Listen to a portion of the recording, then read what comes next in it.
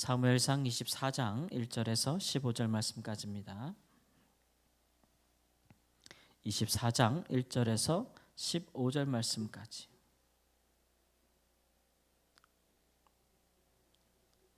1절 말씀.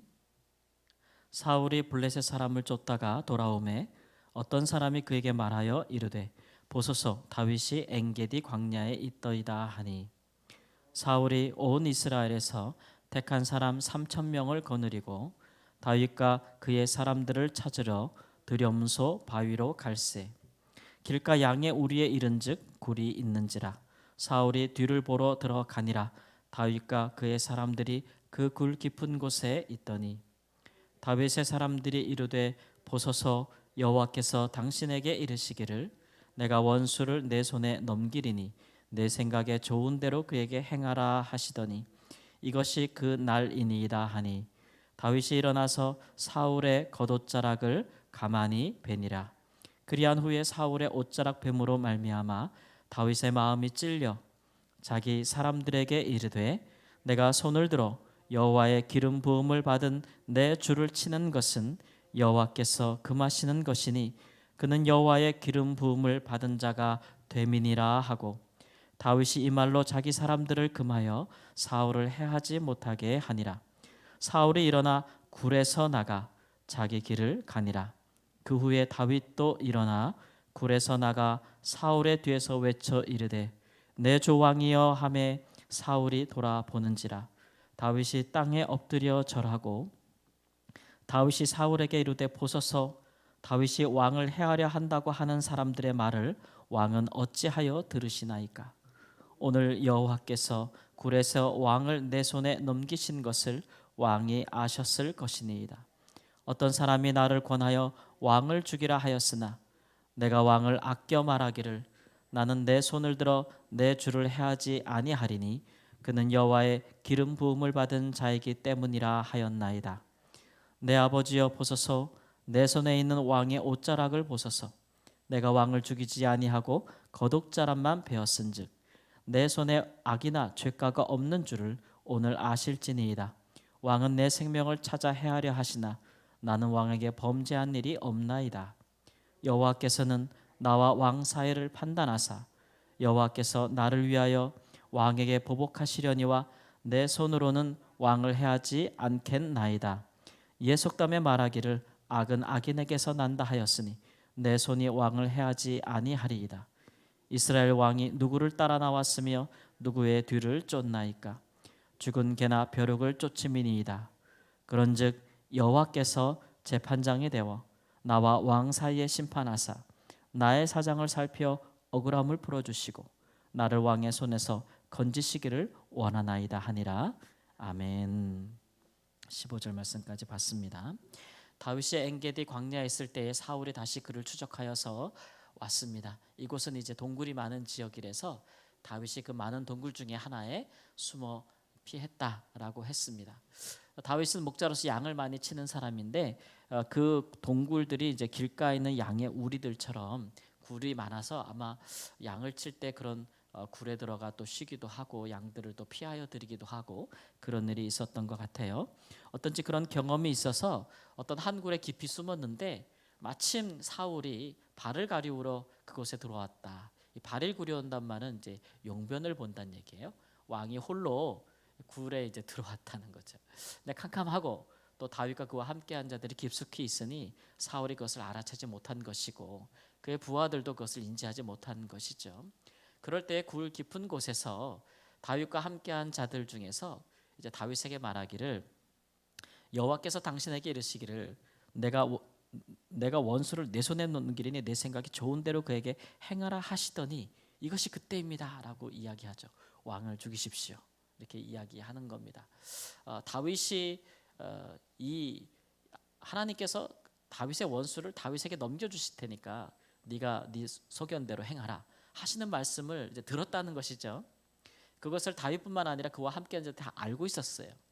그 얘기는 다윗이 홀로 기도할 때 하나님께서 뭐 주시는 응답이거나 또는 말씀일 수도 있고 혹은 선지자를 통해서 하나님이 주셨던 응답일 수도 있고 혹은 제사장을 통해서 하나님께서 응답하셨던 내용일 수도 있겠으나 중요한 것은 다윗과 그와 함께한 자들이 다 이 같은 확신을 가지고 도피자 도망자로 살았다는 거예요. 그러니까 결국은 다윗에게 그 원수를 하나님께서 넘겨주실 것이고 다윗이 임으로 처리할 날이 올 것이다라는 어떤 약속을 가지고 말씀을 가지고 그들이 행했다라는 것을 볼 수가 있습니다. 근데 오늘 이렇게 내용을 보면 다윗에게도 그렇고 사울 왕에도 그렇고 그 주위에서 부추기는 사람들이 있어요. 그렇죠? 다윗에게도 기회가 왔습니다. 마음대로 하라고 하셨으니까 죽이세요. 근데 하나님께서는 마음대로 하라는 얘기가 그러니까 죽이란 얘기가 아니에요. 그죠? 하나님께서는 내 대적, 내 원수를 내 손에 붙여주겠다. 내 마음의 소견대로 행하라. 이게 이제 어떻게 하실지를 보시겠다라는 말씀이고 또 사울 주위에도 다윗이 다시 당신을 죽이려 합니다. 이렇게 이제 사울을 주위에서 사울 왕의 주위에서 사울 왕을 위한답시고 다윗을 또 모략하는 사람들이 있는 거죠. 그래서 계속 왕에게 이제 그런 죽여야 된다. 그를 먼저 죽여야 된다. 뭐 이런 이제 또 이야기를 전하는 사람들이 있었을 것입니다. 어쨌든지 간에 이렇게 부추기는 사람들이 있을 때에는 그 듣는 사람들은 마음이 이제 흔들리게 마련이에요. 그렇죠? 다윗이 이제 뭐 하나님께서도 내 손에 붙여 주셨고 내 소견에 어떻게 하실지 내게 맡기신 일이라면 내가 사울 왕을 죽여서 이 지긋지긋한 도망자의 생활을 끝낼 수 있고 그러면 내가 내 아와 함께 하는 자들과 함께 좀 더 편안하게 되고 이스라엘의 왕이 되지 않을까라고 생각할 수도 있겠잖아요. 그런데 다윗을 보면은 그것을 사울 왕을 죽일 기회로 여기지 아니하였어요. 오히려 은밀하게 그의 겉옷만 베어도 양심에 굉장한 가책을 느끼는 그런 그 마음을 갖고 있었어요. 왜냐하면 사울이 비록 하나님께 버림을 받았고 그도 하나님을 버렸고 이스라엘 왕으로서 제 기능을 하지 못하는 부분들이 있고 또 그가 불의를 행하고 또 다윗 자신에게는 자기는 범죄한 일이 없는데 억울한 누명을 씌워서 자기를 죽이려 한다는 왕을 죽이려 한다는 누명을 씌워서 다윗을 이렇게 계속 제거하려고 하고 그의 온 집을 다 없애려고 하는 이런 포악한 일들에 관해서 알지라도 다윗의 마음에는 어떤 게 있냐면 그래도 그를 누가 세웠다고요? 하나님이 세웠다는 거예요. 여호와의 기름 부으심을 받았다라는 것이죠. 그러니까 이스라엘 왕은 하나님이 세우시는 것이고 또 패하는 것도 누가 패해요? 하나님이 패하시는 거예요. 이방 다른 나라 같이 서로 피를 흘리고 죽고 죽이는 그런 그 분쟁과 싸움을 통해서 이긴 자가 왕위를 차지하는 그런 나라가 아니라는 그런 확신을 갖고 있었던 거죠. 오늘 말씀에도 보면 나는 왕에게 범죄한 일이 없습니다. 나는 왕을 해하지 않겠습니다. 그러나 그 모든 일에 하나님의 왕과 나 사이에 재판장이 되실 것입니다. 이렇게 하나님께 호소하는 부분을 볼 수가 있어요. 그런데 이제 지혜 없고 이 근시안적인 시각을 바라보는 사람들은 지금 당장 어려우니까 힘드니까 사울을 죽이면 모든 것이 끝나지 않겠습니까? 라고 다윗을 부추기는데 그렇게 해서 끝나는 문제가 아니에요. 일단 다윗이 사울을 그렇게 죽인다면 결국 사울의 말이 사실로 밝혀지는 거 아니겠어요? 다윗이 나를 죽이려 한다. 음모를 꾸미고 있다. 반역을 꾀한다. 이 말들이 사실이 되어지는 거잖아요. 그러면 사울과 그를 따르는 많은 사람들이 사울을 죽인 다윗 왕자를 탐나서 그 선왕을 죽인 다윗을 왕으로 모시겠냐고요. 그런 일은 일어나지 않을 겁니다. 그리고 사울이 이미 왕을 한 지가 수십 년이 지났어요. 다윗은 유다 지파의 어떤 간접적인 도움을 받고 있지만 이스라엘은 12지파예요. 다른 지파들이 다윗과 합할 리가 없어요. 실제로 나중에 보면은 사울이 전쟁터에서 죽잖아요. 그럼에도 불구하고 그가 죽었을 때 이스라엘의 모든 11지파가 다윗을 얼른 왕으로 모셔갔느냐? 그렇지 않습니다.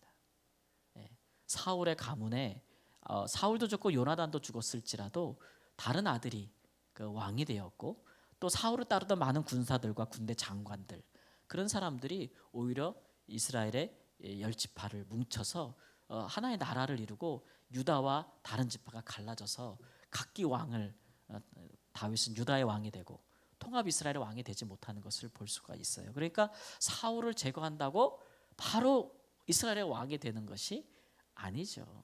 네. 그것뿐만 아니라 하나님이 세우고자 하는 그런 나라는 그렇게 피로 얼룩진 나라가 아니잖아요. 그러니까 다윗은 훨씬 더 그런 근시안적인 사고가 아니고 좀 더 멀리 바라보는 그런 마음을 갖고 있었던 거예요. 그래서 결국은 하나님께 맡기는 일이죠. 하나님께 맡기는 일. 그리고 사울 왕 앞에나 그를 따르는 자들 앞에서 내가 왕을 해야지 할 기회가 있었으나 해야지 아니하였고 나는 악한 사람이 아니다. 악은 악인에게서 난다라고 했는데 속담에 그럼 자기는 의인은 의인에게서 나는 거 아니겠어요? 나는 악인이 아니다라는 것을 공개적으로 밝히는 것을 볼 수가 있어요. 사람이 누구나 자기의 생명이 위험하고 궁지에 몰리면 올바른 판단을 하기가 어렵고 지금 당장 내게 숨 쉴 수 있는 기회만 있다면 그렇게 순간의 이익을 따라 행동하기 쉬운데 다윗은 그러한 사람이 아니었죠. 그래서 이제 이런 다윗의 행보들이 결국은 많은 사람들의 지지를 얻게 되고 시간이 지나면서 더 많은 사람들이 정말 다윗이 누명을 쓴 거구나.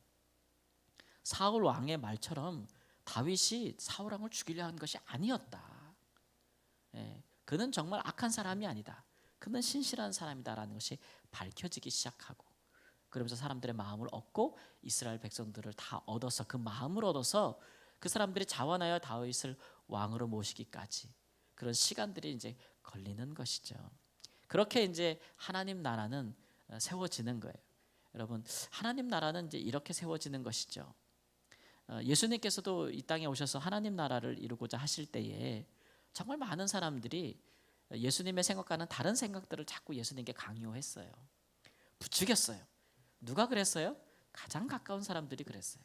제자들과 가장 가까운 따르는 무리들이 예수님 민중들을 한번 대거 일으켜서 우리가 이 나라를 새로운 왕국을 세웁시다. 예수님은 다윗과 같은 왕이 되시고, 다윗과 같은 왕이 되시고, 우리는 예수님을 모시는 그런 신하들이 되고, 그래서 새로운 이스라엘 그런 나라를 세웁시다. 이렇게 자꾸 이제 하는 건데, 근데 이제 예수님이 세우고자 하는 그런 하나님 나라는 그렇게 세상 나라 같은 이방 나라 같은 그렇게 피로 얼룩진 그런 나라가 아니란 말이에요. 죄를 용서하시고 또 죄인들을 하나님의 자녀가 되게 하시는 그런 하나님 나라기 때문에 그런 나라를 지향한다면 그런 나라를 이루고자 하는 그 방법도 길도 다른 것이겠죠. 다른 것이겠죠. 그래서 예수님은 묵묵히 하나님의 뜻을 받들어서 하나님이 이루실 나라를 위해서 이제 그가 정하신 그 고난의 길을 가신 거예요. 그렇게 해서 이 땅 가운데 이제 하나님 나라를 이루어 주신 것이고 또 그를 믿음으로써 우리가 그 나라의 지금 백성이 되지 않았겠어요? 우리도 여전히 이 땅 가운데 하나님의 나라를 이루어가는 사람들입니다. 그렇죠? 그러면 우리가 이 땅에 하나님 나라를 이루어갈 때는 그 방법이 달라야 돼요. 그 사는 방법도 달라야 돼요. 우리가 하나님 나라의 백성이다라고 하면서 그 사는 방법이 그 길이 하나님 나라의 법과 질서를 따르지 아니하면 그 결과들이 우리에게 좋게 오지 않을 거예요. 아무리 명분을 좋게 세우고 아무리 우리가 뜻을 좋게 세운다 할지라도 그 방법까지도 하나님이 보실 때 악하면 안 돼요. 선해야 돼요. 때로는 그것이 우리에게 고난과 어려움을 갖다 줄지라도 말이죠. 그것이 이제 하나님의 백성들이 가는 길이죠. 근데 우리는 하나님이 그 일들을 우리에게 강요하지 않아요. 오늘 말씀에도 보면은 내 원수로 인해 네가 죽지 않을 것이다. 오히려 네 원수가 네 손에 주어질 것이다. 내 소견에 네 마음대로 행하라고 하시잖아요. 그러니까 뭐 우리 사람들은 하나님의 형상대로 지음받았기 때문에 하나님처럼 우리는 스스로 선택하고 행할 자유가 있어요. 그렇죠? 자유가 있단 말이에요. 근데 그것이 이제 우리 하나님께서 우리를 지켜보시는 부분인데 우리가 그 자유를 가지고 어떻게 행사할 것인지를 하나님께서 지켜보시는 것이죠.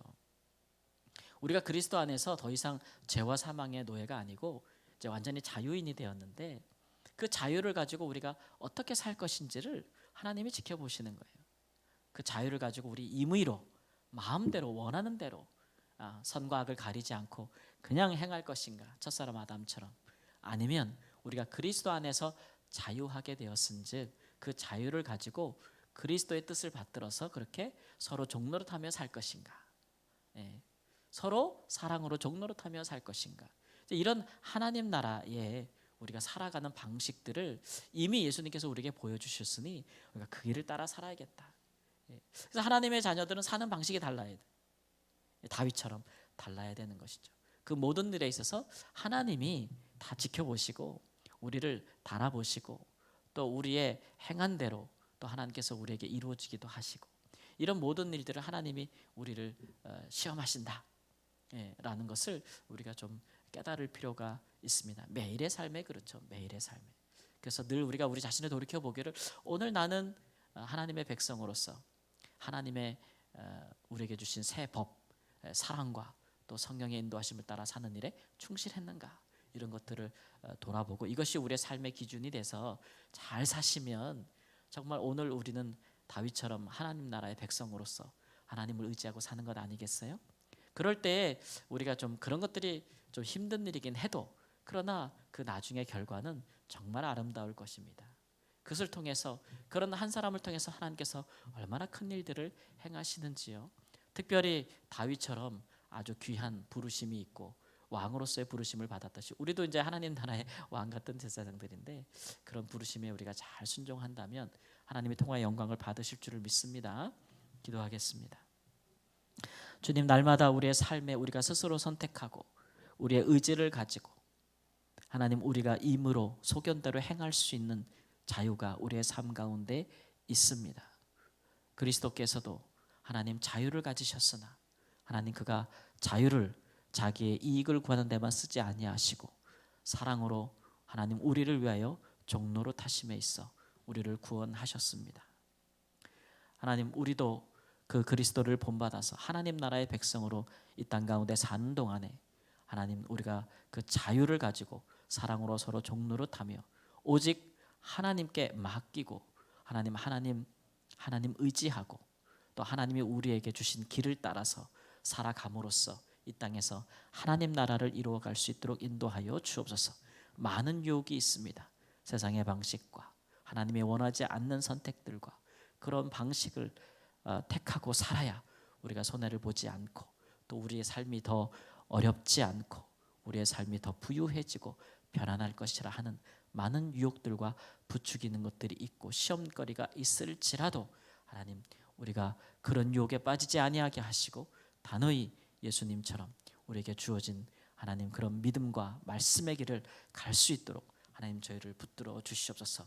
하나님 근시안적인 시각으로 행하는 자가 되지 아니하게 인도하여 주시옵시고 하나님 믿고 의지하면서 멀리 바라보고 의의 길을 갈 수 있는 하나님의 백성으로 오늘 한 날도 살 수 있도록 인도하여 주시옵소서. 하나님 이 주간 특별히 하나님 저희 오늘 밤에도 함께 모여 기도하겠고 또 주일에는 추수감사 나눔 축제로 온 가족이 또 교우들이 함께 모여 하나님 감사하며 그 기쁨을 함께 나누고자 합니다.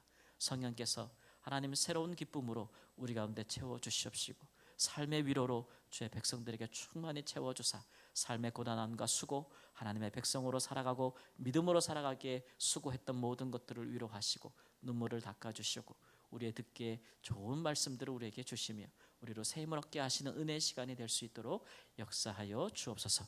존귀하신 예수님의 이름으로 기도합니다. 아멘.